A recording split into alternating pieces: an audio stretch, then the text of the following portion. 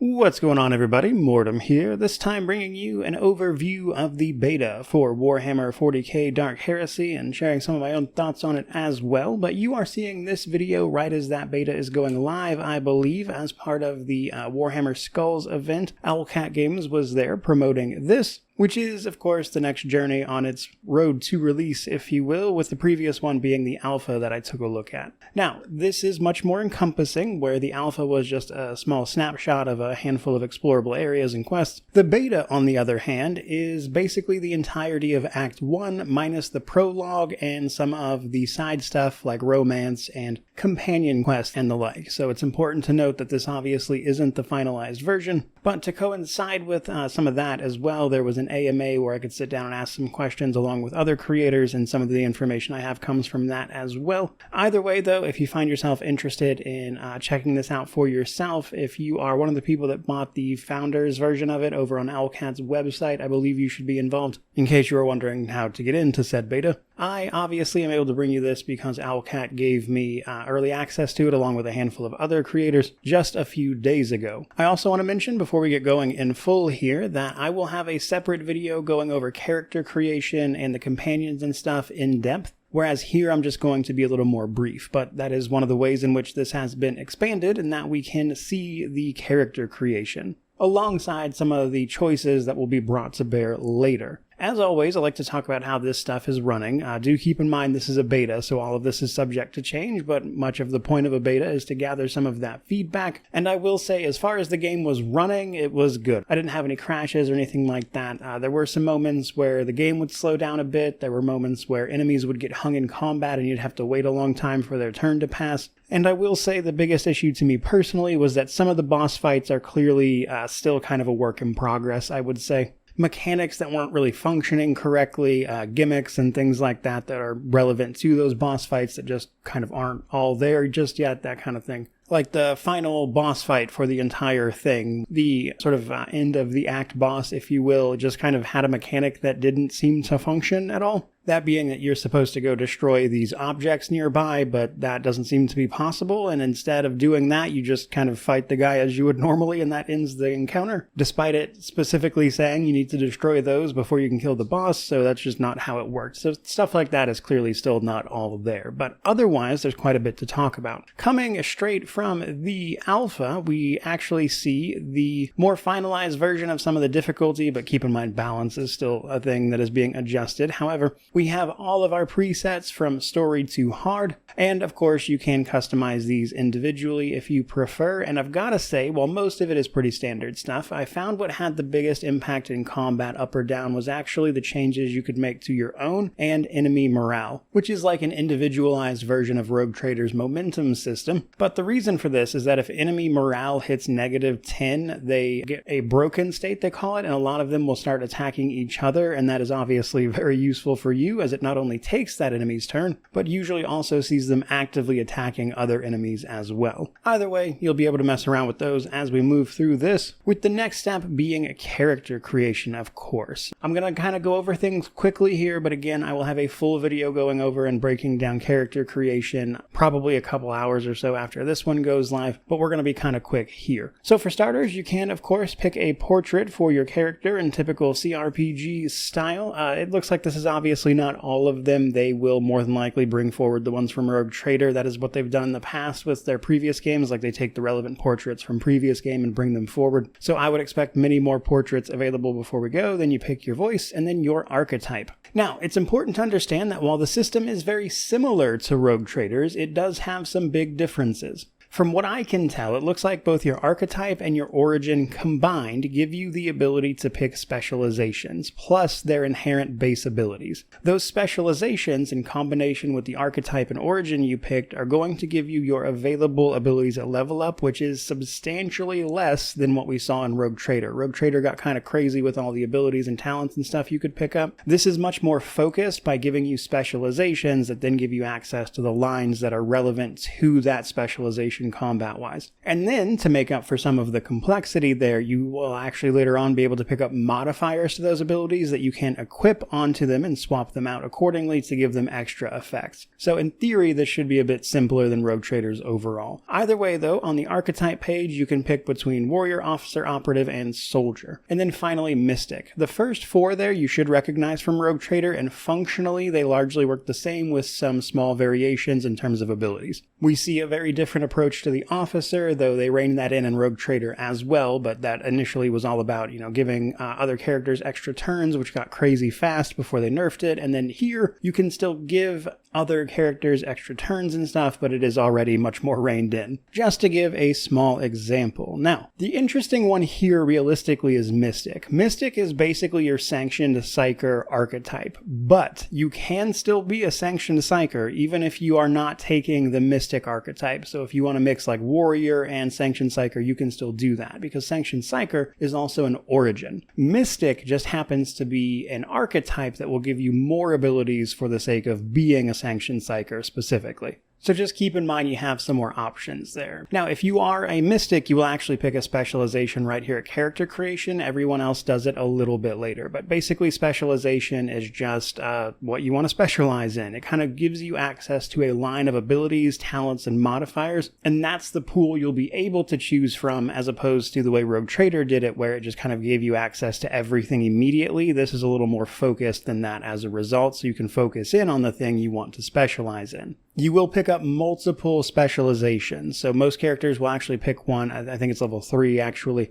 And then you can pick up more later as you level up, which will give you access to those abilities and pools that go with those. Mystic and Sanctioned Psyker are the exception because they have to pick a Psyker specialization. Now for Origin, you can pick Astra Militarum, Imperial Noble, Sanctioned Psyker, or Criminal. Those do what I've already described and also give you, of course, some benefits and options and like conversations and stuff as well. You'll see that pop up. Next, you will pick Homeworld. You can pick between Hive, Death, or Forge World. I don't know if they have plans to add more or not. I think it's certainly possible, but that's what I know right now. And then lastly, you can increase your characteristics. Just like Rogue Trader, you can put 2 points into each, which is multiples of 5, so up to an extra 10 in each characteristic. I will say that unlike Rogue Trader, you get substantially less of these overall, so these are a little more impactful than they were there, at least. And then from there, you can finally pick your appearance. So one of the big steps up from Rogue Trader into Dark Heresy is just how much better the models look, like to a crazy degree. And while I, again, think we're not entirely done with all of that, I did want to point out some of the highlights, like the fact that there are multiple different body types in comparison to their previous games, which I think there were just like 3, but now there's like 9. So in addition to just better looking models and stuff overall, they actually gave you a lot more options even beyond that, and I would imagine we're likely to take this a little bit farther with more customization as it gets closer to release. But that is what we are working with right now. And then the last thing I want to mention before we fully move on is that, just in case you are wondering,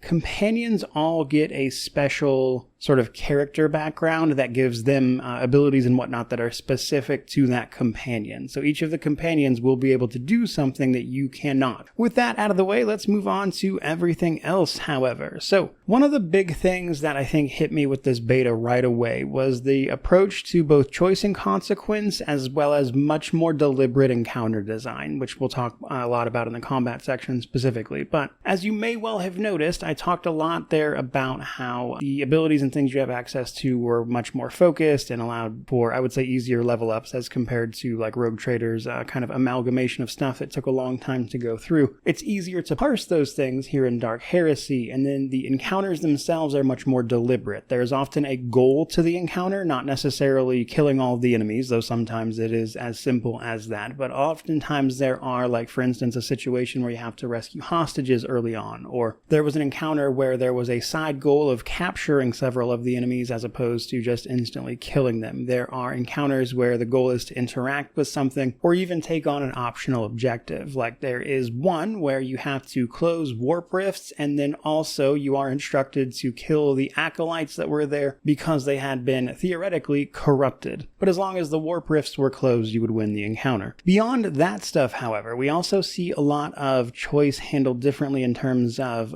big choices that happen much more quickly. So The game starts with skipping the prologue. It looks like there's going to be a big choice at the end of the prologue that here is already made for you. We saved and rescued this artifact. It looks like the other choice you could have made is to save some important Inquisitor who's like your mentor. That will immediately change sort of the dynamic that we encounter when we, an Inquisition Acolyte, get brought to Bastion Serpentis, before being taken under the wing of Lord Inquisitor Zerbe, who has a bunch of tasks for us based upon an encounter we had with the Tyrant Star. The Tyrant Star is an odd anomaly that the Tyrantine Cabal is trying to get to the bottom of, and that is this section of the Inquisition that you are working for. Your job basically then is to, using your unique exposure to this thing, because you live to tell the tale, as the basis for also following up on and investigating another issue, which is that there seems to be a plot by some heretic Astartes going on in the back. So right away, just from there, we have a choice that was made in the prologue that seems to have pretty big implications on its own. But just in investigating stuff immediately after this, we even get some other big decisions because, and I'll talk about this as well, it looks like this is going to be much more focused in terms of exploration and investigations because we are investigating things as a member of the Inquisition at the heart of this. So when we take on those investigations, we're kind of locked into that area until we figure it out. So the first time we get sent to go investigate, we have to choose between two different areas. You are going to go to them both, but which one you choose to go to first has implications on the second area and vice versa. So you'll have a different experience based on which one you go to first. Then there are the investigations themselves and you deciding as a member of the Inquisition on who to blame or, if you want to find out the actual answer of what's going on. There's not necessarily a right answer. There is like a correct thing in the sense that this is what actually happened. However, much of your investigation is about who to blame and who to actually punish for what happened if need be. So there's kind of an interesting back and forth there between the literal answer to the investigation, like the literal thing that happened, but also you as an Inquisition agent having the ability to point fingers at and affect the outcome in a way that might benefit the Inquisition. In fact, this is not so subtly hinted at in one of the areas you'll be investigating in,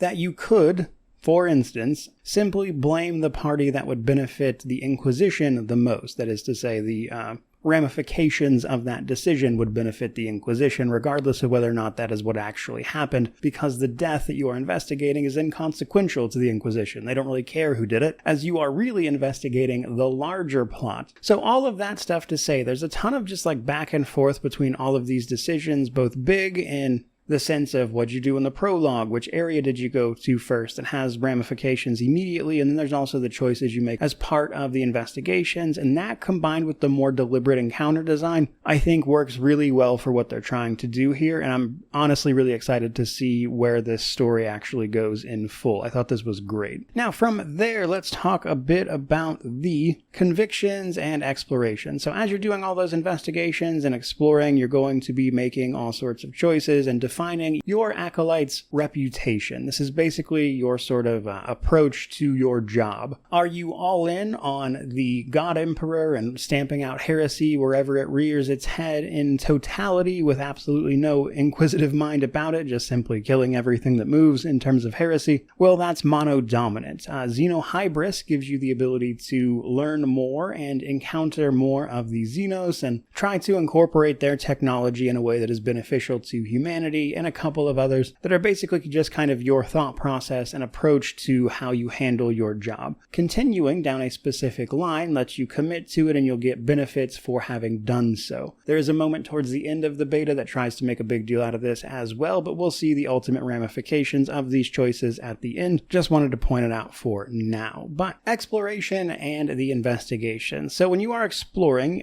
you'll have Bastion Serpentis, which is like the main Inquisition area that you can actually move around and explore. There looks to be a lot of stuff going on there in between the other investigations. And when you head out on your ship, the Verdict, which mostly just seems to be a transport, you don't spend a ton of time on it here, the Verdict will deliver you to the area of this world that you are on that you need to go investigate and chase down leads. Now this exploration is, I would say, a little more traditional CRPG stuff mixed with the actual investigation portion. The entire time you're in one of these areas, you are gathering clues, you are talking to people, there are some side quests to be done, This is where you'll pick up a lot of your companions as an example, and you'll be basically just running around several kind of intertwined areas, gathering up as much information as you can, encountering whoever you encounter in terms of like combat and stuff, and then taking all of that information via your little sort of Mind Palace type Inquisition journal, drawing conclusions and figuring this stuff out. Now, there is a little bit of UI help here in the sense that when you start making connections, the game will straight up tell you if the information you've gathered like contradicts each other in any way. It's color-coded to be orange when you have conflicting evidence. But I did notice that as you do this, conflicting evidence doesn't necessarily mean wrong. It just means that it doesn't always line up with everything else you have discovered. But that's a good way of highlighting the information you need to focus on and parse your way through, which I liked a lot just as a bit of UI feedback. It helps to keep track of everything because you're going to be gathering up tons of information and not all of it is going to be relevant. Now, in these areas and in your interactions with all these people, there are 4 different factions you can earn reputation with, and earning reputation with them gives you access to more and more of their goods that they will sell to you, which is one of the ways you can outfit outside of just looting everyone. But in the beta here, we basically have access to Maris Portum, which was the area from the alpha, but it's been obviously refined a bit from that experience, and then the Lucid Palace, one of the areas of the Spires in the Hive City we find ourselves in, where we can go investigate a potential assassination that is happening and trying to figure out if there's a larger heretical movement behind it, as the Inquisition doesn't care too much about the assassination itself, to be honest. Now, as you're doing all of this, the companions you have with you are important. However, there is a way to swap them out in missions, so you don't have to leave Bastion Serpentis with exactly the right companions. There is these little nodes and places you can go to swap out companions. But the reason I say that is important is not just for combat, but rather one of the ways you can approach the investigations is to have your companions give their feedback and research on their own specialties to that particular like evidence. And so you can swap out your companions mid-mission to get their research and opinions on what you've gathered, and that is a good way to, say, dig up more leads if you find yourself at a bit of a standstill. Speaking of companions, another thing I wanted to talk about, we saw some new ones here. I'm going to again make a separate video on all of the companions that we know about as part of the beta. So here I wanted to focus on the 2 that were most interesting to me personally. There is a confirmed Tech Priest companion. By the way, their portraits are not final, don't worry about that too much. The Tech Priest we don't know a ton about, and that is because their quest is not in the beta. Like when you pick up this companion, it even has like a little splash that's like, hey, you'll get the introductory quest for this person later. So they just kind of give you the recruit right now. But I wanted to mention this one specifically because she was fun to use in combat, and obviously the confirmed Tech Priest angle is always fun, but the much more interesting companion by far is the Pariah, or the Blank as they are typically referred to as. So this is a really cool thing to see in one of the games, but everyone's pretty familiar with sanctioned psychers and unsanctioned psychers and everything they can do with the warp. Well, Blanks are basically the opposite of that. They not only don't have any psychic resonance, but they actively suppress it just passively whenever they are around. So this Blank, or Discordance, to give her actual name, has the ability to interact with certain things that you do not, and this helps you close some warp rifts in a fight. But functionally speaking, this also plays out on the battlefield and makes use of the influence mechanic we'll talk about in just a moment as well. But basically, within a certain range of this companion, you cannot use psychic abilities, period, you or the enemy, which has both immediate combat implications but also some narrative stuff as well, and just a very cool idea for a companion. And also gives me a convenient segue into the combat portion of this with that influence mechanic I just mentioned. Influence is really interesting. It's basically the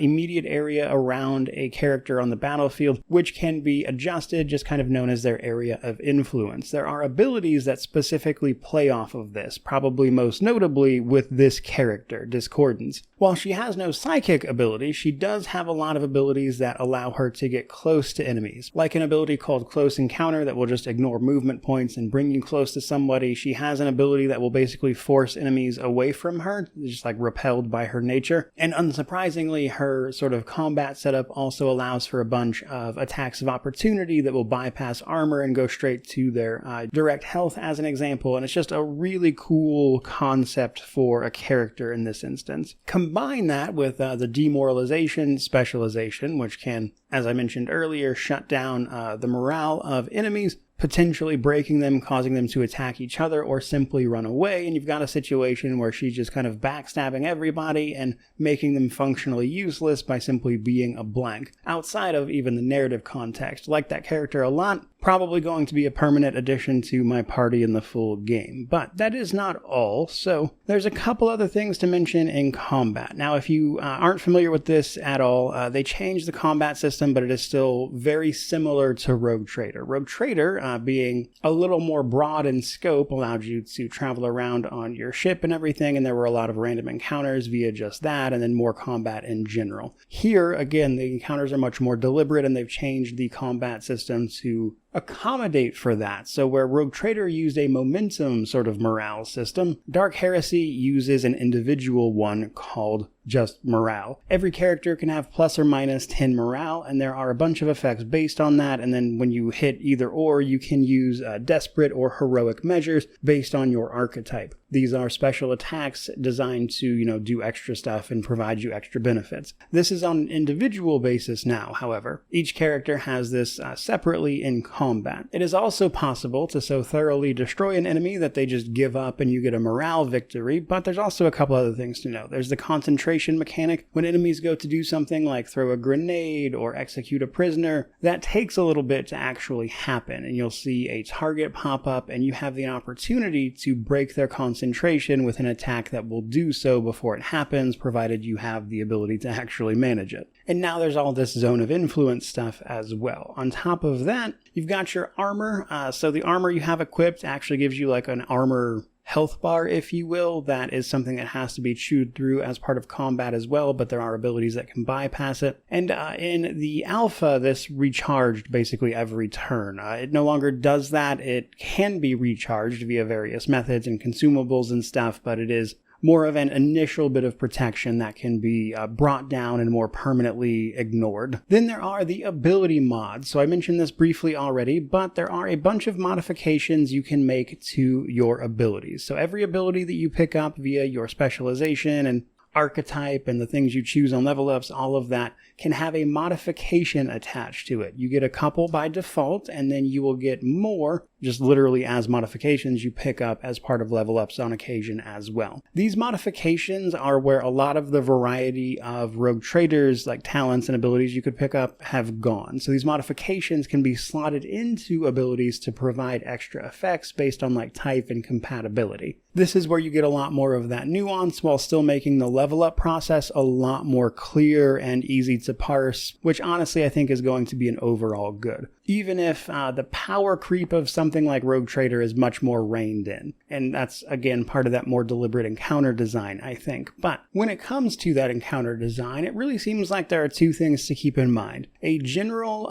sort of optional objective that you can approach, or the more specific thing you need to do to win the encounter. There's usually like a mix of those two things. And while sometimes, again, just killing all the enemies is more than enough, even those encounters can typically have an optional thing like trying to keep somebody alive, for instance. There was an optional objective to capture a bunch of people so they could be interrogated. When you get a morale victory, that is to say you so thoroughly defeat their morale, you can choose to either execute or subdue all of the enemies, which could be another way to capture some of them alive, as an example. There is a fight at the end of Maris Portum where the goal is to destroy a bunch of chains holding a platform up, and that will, wrap up the encounter once you manage it, that kind of thing. So when it comes to Dark Heresy, it really does look like when you are in combat, there is a lot of that traditional system from Rogue Trader still carried over, but there's a much more focused approach to like, what is the goal of this combat encounter? And the answer is not always to kill everything, even though being able to do that efficiently is still going to be extraordinarily helpful. And combined with the other changes they've made to combat, it's compelling to me specifically. So I'm very interested in seeing how that develops and evolves, and especially how people react to it, honestly. But to start wrapping this particular video up, I will say that while there are some definite problems, like there's some technical things here and there, some of those boss fight mechanics just straight up didn't work for me. I think they have a way to go on some of the balancing here and there and just kind of getting the little details sorted out, which hopefully they will do over the course of the beta. Everything else has me really excited. I enjoyed the alpha, obviously, but with the beta here, I'm starting to see the full picture and both the choice and consequence side, as well as some of the stuff they're doing with combat in particular. Several characters, I am very interested in seeing how their character develops over the course of this game, and also just the lore of what we're trying to get into here. I was obviously always going to play and check this out. I stay pretty much on top of whatever Owlcat is doing, but this genuinely has me super excited to play this when we see the full release, which, no word on when that is going to be yet, but we shall find out. In the meantime, certainly hope you enjoyed this video. If you did, by all means, like, comment, subscribe, all that YouTube jazz, but regardless of any of that, truly, just thank you so much for watching. I really do appreciate it. May you wander in wisdom and have an amazing day.